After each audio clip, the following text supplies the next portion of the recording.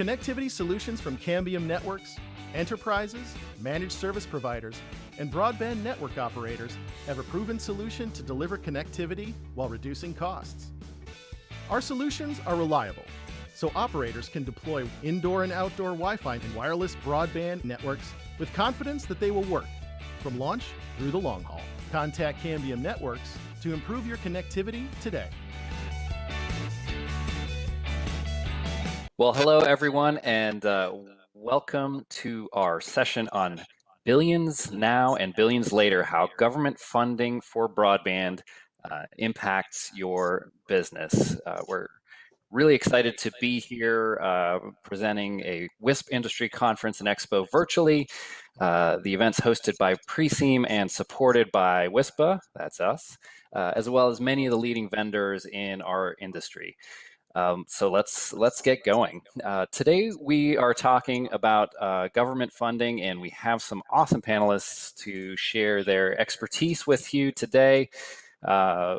Louis Peraertz, WISPA's Vice President of Policy, and Christina Mason, WISPA's Vice President of Government Affairs. So without further ado, let's jump into the presentation, and Louis, let's take it away. Thank you, Claude. Thank you, everyone, for joining us on this webinar. So before we get into substance, I just need to read a quick legal disclaimer statement. The information being provided today is general and is not offered as legal advice. This information is not intended to create an attorney-client relationship. You are strongly encouraged to consult with your attorney if you have any specific questions, and any reliance on this information is taken at your own risk. Okay, into substance. So the Federal Communications Commission, or FCC, the Rural Utilities Service of the U.S. Department of Agriculture, other federal agencies, and state agencies are making governmental funding available for broadband deployment in rural and other unserved areas. That is what we mean by government overbuilding. What we mean by that is that these funding opportunities by the federal government and state governments can sometimes mean that they are building broadband into your service areas, and that's what we mean by government overbuilding. So today I will discuss defensive strategies you can take to prevent your service areas from being overbuilt by these programs. I will also discuss offensive strategies that you can take, and by that I mean how to successfully participate in these government subsidy programs. The key takeaway here is the need for faster broadband speeds. So developing a defensive strategy to start, even if your company does not want government support, you may be overbuilt with subsidies if you do not take precautionary measures that include meeting certain federal regulatory obligations. If your company intends to apply for governmental support in the future, you will need to comply with regulatory obligations to meet the subsidy program's eligibility requirements. Currently, all broadband providers are required to file what's known as a Form 477 twice per year, both on March 1st and September 1st, to report their broadband and voice service deployments and broadband speed tiers. Now, although providing interconnected voice service is not an obligation if you are providing broadband service, if you want to defend your service area against FCC overbuilding, you need to provide interconnected voice service, and failure to provide this service and to file Form 477 can result in an area that your company actually serves appearing to be unserved for Connect America Fund purposes. And failure to provide this information may also disqualify you from future CAF subsidy programs. Now, the FCC's Form 477 data is notorious for not accurately reporting where broadband is and is not. Therefore, the FCC has proposed to move from Form 477 to requiring the filing of other information that it hopes will lead to more accurate results. Some of this information is polygon shapefile maps or list of addresses.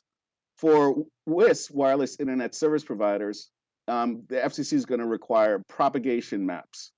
And then for everyone, all providers, there will be a development of the Broadband Serviceable Location Fabric. This is actually mandated by the Data Act, the congressional statute.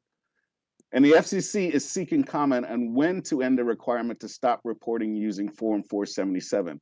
The FCC will vote on this order and further notice at the July 16th FCC open meeting. The hope is that polygon maps, propagation maps, list of addresses, and the location fabric will all be more accurate than Form 477 data. As part of the funding process, federal and state agencies will often allow the public to counter or challenge the initial determination that an area is unserved. Providers should review proposals from the FCC, other federal agencies, and state agencies and submit evidence that your company offers service in the proposed funded service area. The FCC has established 25 megabits per second download and 3 megabits per second upload, also known as 25 by 3, as the benchmark for what constitutes broadband service. In the RDOF proceeding, the Rural Digital Opportunity Fund proceeding, the FCC decided to target $20.4 billion of support to census blocks that currently lack access to 25 by 3 megabits per second in 2 phases, 2 different auctions. This means a service provider should offer broadband speeds of at least 25.3 megabits per second along with interconnected voice service if it hopes to prevent being overbuilt by the RDOF auction. Now we would discuss some developments at the FCC that should inform your offensive strategies, especially if you want to participate in an FCC broadband deployment subsidy program. The FCC used a reverse auction in CAF Phase 2 and will do so again in the RDOF auction. The goal of a reverse auction is to have applicants compete by offering lower support amounts in order to serve areas that lack 25 by 3 megabits per second. Fixed wireless service providers can deploy their networks faster and at 1/7 the capital cost of deploying fiber to the premises, and at 1/4 the capital cost of deploying cable. That means fixed wireless service providers, a vast majority of our WISPA members, can effectively compete against fiber and cable companies in reverse auctions for FCC subsidies. The CAF Phase 2 reverse auction was successful in connecting Americans in a very cost-efficient manner. Bidding for all the areas that want support started at $5 billion. When the auction closed, the FCC ended up allocating $1.488 billion in support over 10 years to provide fixed broadband and voice services to over 700,000 locations in 45 states. And the FCC employed the principle of technology neutrality beyond the clearing round. In other words, it doesn't matter what performance tier or speed tier you were in, somebody that was offering 10 by 1 megabits per second could also compete against a fiber performance tier or a gigabit performance tier throughout the auction beyond the clearing round. And after the clearing round, the level of support reduced from $1.98 billion to $1.488 billion. That's a savings of about $500 million or about 25%. The CAF Phase 2 auction was also very successful for fixed wireless service providers. Fixed wireless providers, including 14 WISPA members, collectively won about half of the $1.488 billion. The RDOF auction will begin on October 29, 2020. Now, at 6 p.m. on July 15th, the FCC's prohibited communications rule takes effect. This means no applicants can share information about their bidding strategies with other applicants or make public statements about their bidding strategies or bidding intentions. The FCC takes this rule very seriously, and it has imposed fines for violations of this rule in the tens of thousands of dollars. If you are an applicant, do not use this pre-SEAM summit to ask questions. Contact me, Louis Peraertz, directly at lperaertz@wispa.org. The RDOF auction design is based on a 2018 CAF Phase 2 reverse auction with one major twist. The FCC changed the clearing round procedure for RDOF. Now, when the $16 billion budget is met, Only active bidding between two or more bidders with the fastest broadband speeds and lowest latency for an area will be permitted to continue bidding. By this, I mean, if there's a gigabit performance tier at the clearing round, only one company bidding in the gigabit performance tier, that entity will receive support without any further competition. Now, if there are two entities both bidding at the gigabit performance tier, that bidding for that particular location will continue forward. This change in the bidding procedures beyond the clearing round means that this auction, RDOF, will not likely result in a 25% of savings the way that the CAF Phase 2 auction did. This changing bidding procedures beyond the clearing round will also likely adversely impact the ability of fixed wireless service providers to be as competitive as they were in the CAF Phase 2 auction. The change in the clearing round procedure for RDOF means fixed wireless service providers need to enhance their networks to provide faster speeds for RDOF and for future FCC subsidy programs. Current FCC commissioners are not satisfied with the 25 by 3 megabits per second broadband speed standard. If they decide the standard should be as high as 100 by 20 megabits per second, then this will lead to more overbuilding. Furthermore, the telework and distance learning that we are seeing as a result of the COVID-19 pandemic is encouraging Congress to propose bills requiring faster speeds in order to win future subsidies. This topic is something Christina will probably give more information about later on in this presentation. So the RDOF auction and the procedures that the FCC adopted was not all bad news. There were some important policies that the WISPA advocated for and the FCC granted us. And a number of these policies, there were reversals from what the FCC proposed. For example, WISPA, working with a coalition of several industry associations, was able to substantially reduce the letter of credit obligation. The FCC uses letters of credit obligations to ensure that the government will get your pledge support even if you default on your build-out obligations. Many in the industry view this as a very onerous requirement, because you not only have to pay the service fees to a bank to require a letter of credit, the letters of credit are also viewed as outstanding debt by other banks, and it makes it difficult for a service provider to get other loans. Before the RDOF order changed the letter of credit obligations, you could have been required to maintain a letter of credit with a value of up to 6 years of support. Letters of credit can cost about 5% of 1 year of the support you won. So if you won $10 million in support for 10 years, you could have been required to carry as much as $50,000 times 6 years, or $300,000 in paying of fees to banks to maintain that letter of credit. After the RDOF auction, after the RDOF reduction of these obligations, if you meet 20% build out by year 2 and you meet all the other build out milestones, the most you will have to carry is 1.5 years or $75,000. This will help to free up more support for voice and broadband deployment. For the first time, fixed wireless providers can apply to bid in the gigabit performance tier. In order for us to, what the FCC had initially proposed here was that it was going to prevent any fixed wireless providers from applying to bid.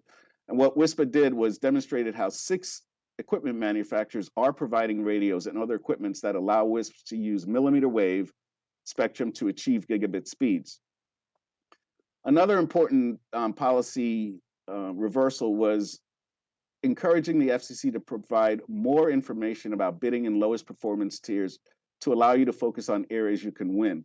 This means that when 2 bidders are competing for support to a certain location, the FCC will tell bidders the fastest performance tier bidding for that location. So in other words, If you're a fixed wireless service provider trying to offer 100 by 20 speeds, and there's a gigabit performance bidder also bidding for the same location, that will tell you that perhaps you should move to another location.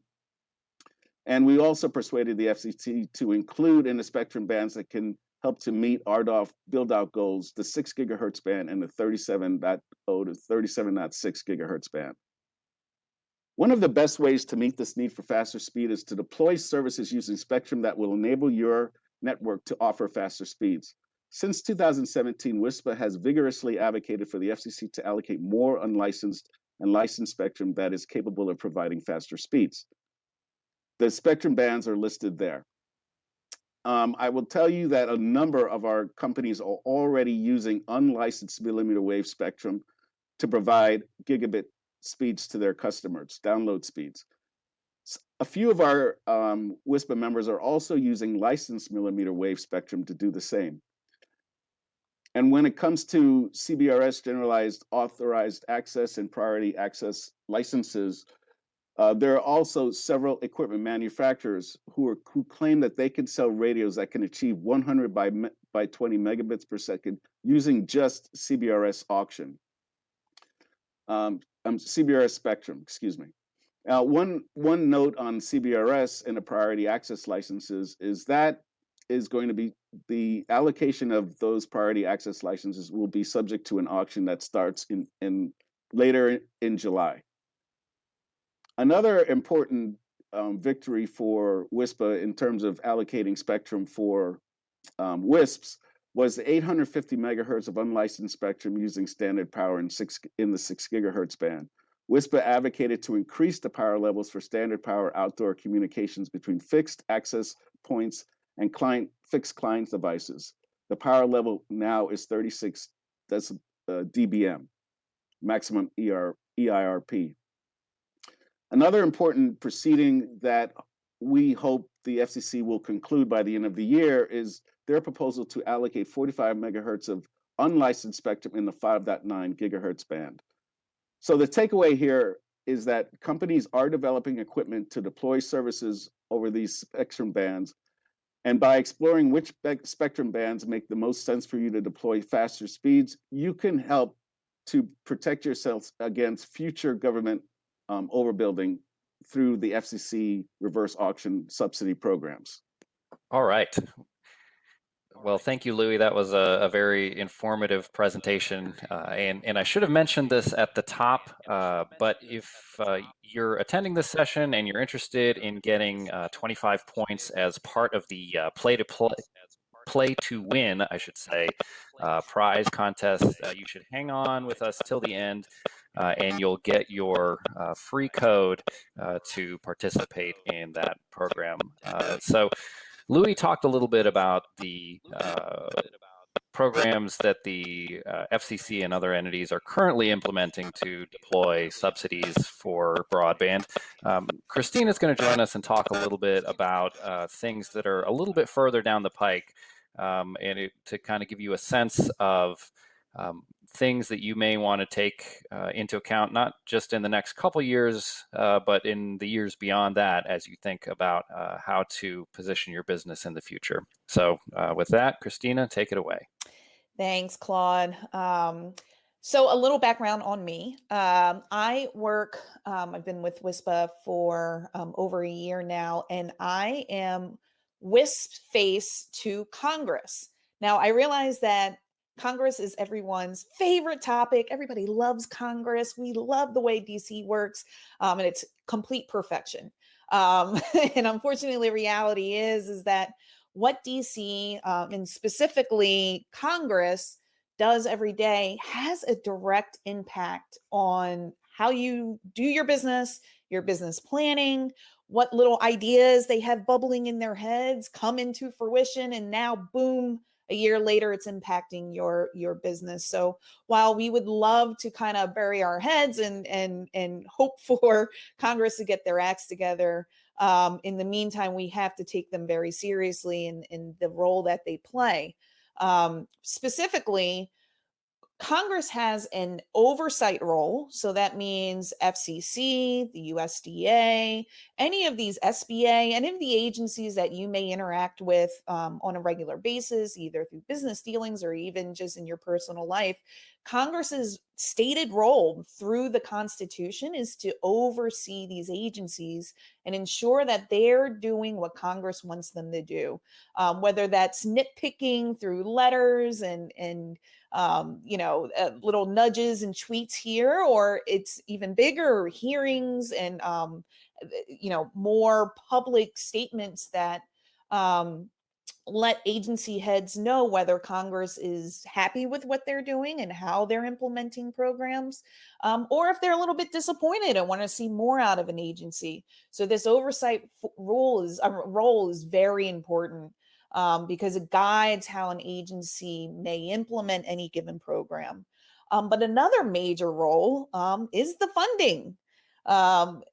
It's a very important role that Congress has. They have the only authorization within the Constitution to take your money through taxes, and then put them to programs that they think are in the best interest of America. And that role is obviously of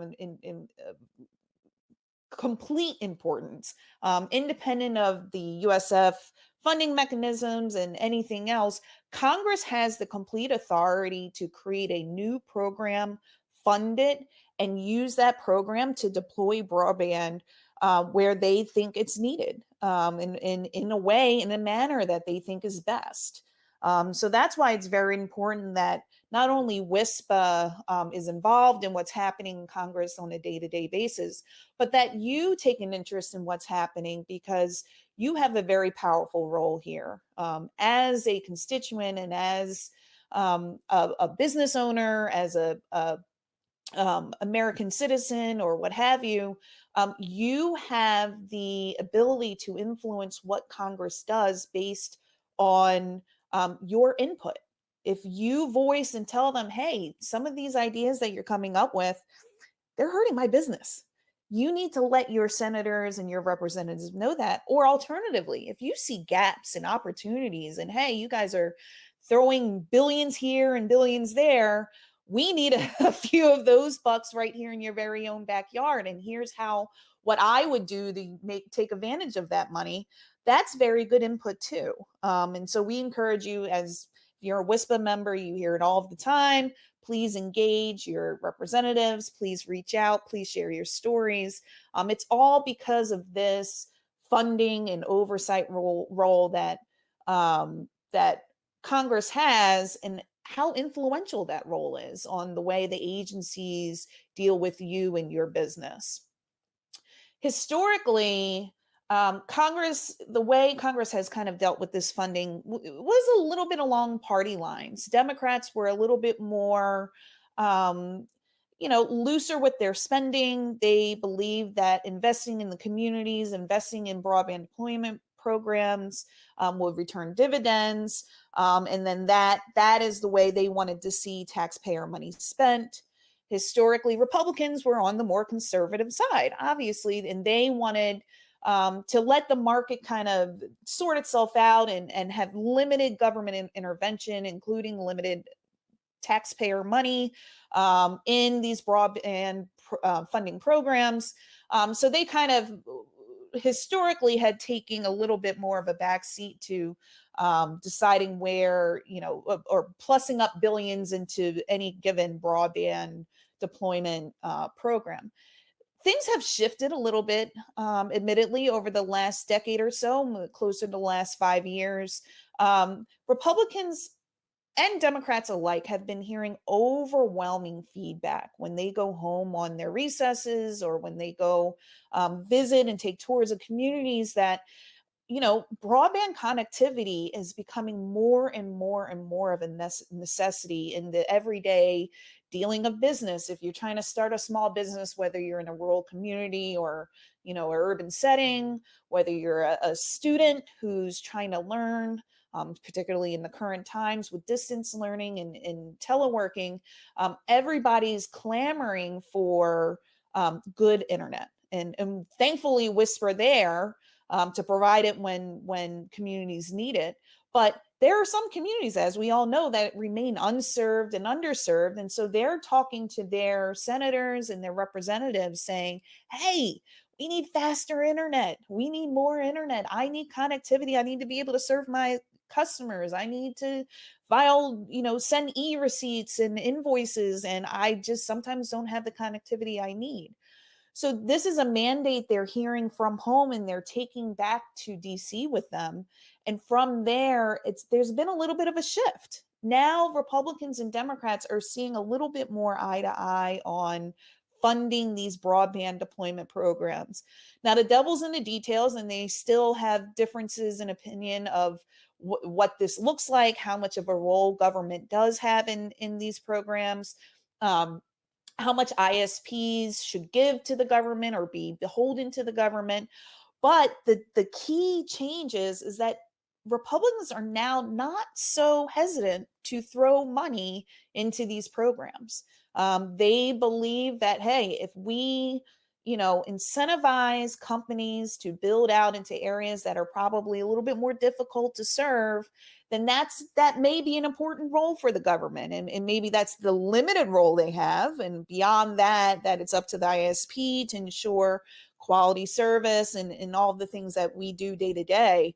But now they're seeing that, hey, there may be some justification for spending a little bit more money in incentivizing a ISP to get into a market so that I don't have to go home and hear my constituents say they don't have internet connectivity.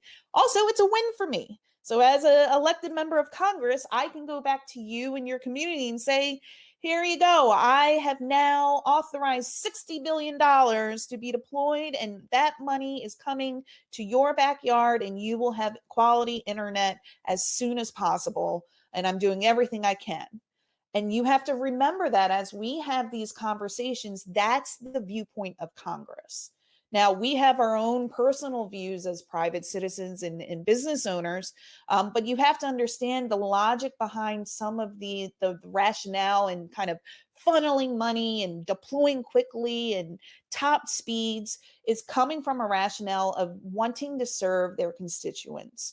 And so you have to keep that focus as we go on in this discussion and understanding the rationale and the logic behind some of these decisions that may be coming down the pike. So how can this congressional action affect you, particularly within the context of COVID and the response there? There's an overwhelming need, as we all know, in our communities for connectivity, for all the reasons we've discussed and more. But there's also just a generalized want to connect independent of this crisis. This was something coming down the pike that, of course, COVID kind of swiftly and now highlighted. But there was always this kind of drumbeat towards ensuring the truly unserved and underserved communities in America are connected. The whole bridging the digital divide, that was front of mind despite any pandemic context. And that has generated a want to potentially spend billions of dollars in kind of this targeted deployment subsidy, whether it's through the FCC, independent of, again, USF funding mechanisms, independent auctions or reverse auctions, whether it's through the USDA. Some of you are familiar with the RUS Reconnect grant programs and other grant programs they have there, but also independent other agencies. We're hearing about infrastructure ideas that flow through agencies that deal with typically roads and bridges, who are now saying, hey, we can use some of this money to fund broadband deployment. And here's $30 billion here that we would like to make sure that, communities have these targeted pots of money to allow them to build out broadband infrastructure. That is, a very real opportunity and threat. It's a threat because a lot of times Congress is now saying, well, since we're handing you all these $60 billion, we think you should provide a minimum speed. We think, and because we know it all and we're very important people and we know what's best for Americans, we think 100 by 100 symmetrical. Everyone in rural America should have that as a speed minimum. And also, while you're at it, make sure that you disclose to us all information about your subscribers, anything that speeds, latency, all of the above. We want to know that as well, because guess what? You're taking government money. So now we want to hear more about what you're doing, and we're going to require it. And while some folks are not interested in taking advantage of subsidies, and that's 100% valid, and we'll talk about that later. There are some opportunities though. So there's this looming kind of issue about the congressional role and the government role in you taking this money. But there are some opportunities here. If your business is in a position to take advantage of this subsidy money, and we're not kind of lightening how difficult it may be to get that money. And that's something WISPA we are dealing with on a regular basis, making sure that small to mid-sized businesses are able to compete for subsidy dollars if they wish. But there is opportunity for the access to new funding for unserved areas, to upgrade your network and build out hybrid networks where you see fit. That is a great opportunity. Particularly what we see coming down the pike are some of the threats. Is that, number one, the threat of overbuilding, not only by a competitor who's received subsidy, and Louis did an excellent job of going through the challenges there. So you're not only have the threat of overbuilding by a competitor who takes a subsidy and you're not taking subsidy dollars. You may have, I want to go ahead and compete for RDOF. I want to dive into this subsidy world. But now I have a competitor who got a USDA Reconnect grant. And now they're overbuilding me because the government, surprisingly, does not do a very good job of talking to each other about who's being funded where. So that's a very real challenge. The other real challenge is the government legislating higher speed tiers. You take this money, guess what? You have to give a minimum 100 by 20, 100 by 100 threshold to your customers. That, to some that may seem a little bit arbitrary. It may even seem a little too much. A lot of us would concede that maybe a smaller speed tier would be adequate for some of the more average use cases of our customers. Other challenges is that while Louis alluded to, the FCC tries to take this tech neutral approach in the way that they spend their dollars, there are a lot of powerful interests that are lobbying Congress and the agencies to favor one technology. And typically that's fiber. And there's a typical, you see what I did there. There are powerful interests co-opting the funding process that, have a voice and use it, and have a political power and use it, and want to ensure that any dollars that are made available to deploy broadband connectivity goes to them. And that's a very real threat, because now you're going to have policies that say, hey, you know what? That makes a lot of sense. Why not give faster speeds to everybody by deploying fiber to the home in the most rural areas? Why haven't we thought of that before? How much money will it take? 100 billion? Here's your check. And that's a challenge, because we all know the very real world day-to-day implications of that, and the practicalities surrounding that may not be the most realistic approach, and certainly not the most cost-effective approach. As we know that WISP technology, the reason why we advocate for this tech neutral approach is because WISP technology is so cost-effective to deploy and timely. We can deploy quickly and address these communities in a quick manner. So what can I do? I'm a small business. I'm a WISP. I see all of these looming threats and opportunities. What should I be doing now? If you are interested in competing for these subsidies, prepare yourself. You have to prepare yourself. And of course, Louis is a wonderful resource there as well. On our WISPA homepage, we have tons of resources behind the member portal to allow you to prepare yourself to get yourself ready to compete for these subsidies. Whether you're competing or not, understand the challenge process, because that process will affect you whether you're competing for, say, RDOF or not. You have to make sure that if you are serving an area, that the FCC knows that it's served and that you're staying up to date in your filings. And if you're not, it's very important for you to weigh in during the challenge process either way. And then most importantly, I can't say it enough, engage your members of Congress. Building a relationship with your senators and your representatives is probably one of the most proactive and positive business planning tool you could add to your arsenal.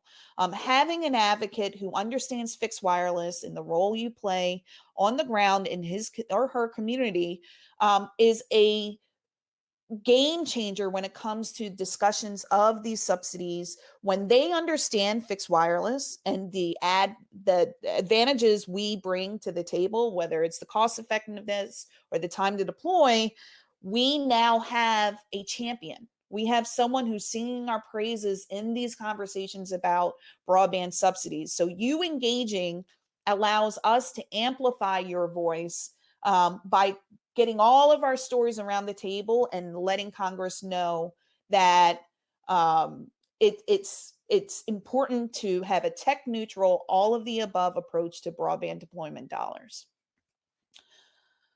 I think Claude mentioned this before, so I'm going to throw it back over to him. You don't want to miss your opportunity. This is very important, guys. It's a whole 25 points. I mean, exactly. You can't pass that up. We're talking about billions here, people. Literally, that's the code to be able to get the 25 points for making it all the way through this session. So, yeah, thank you, Louis and Christina. This has been great. I think I may have maybe one or two questions before we jump into the group chat discussions. So I think, you know, we all know that elections can change outcomes. You know, we're talking about developing a relationship with your member of Congress.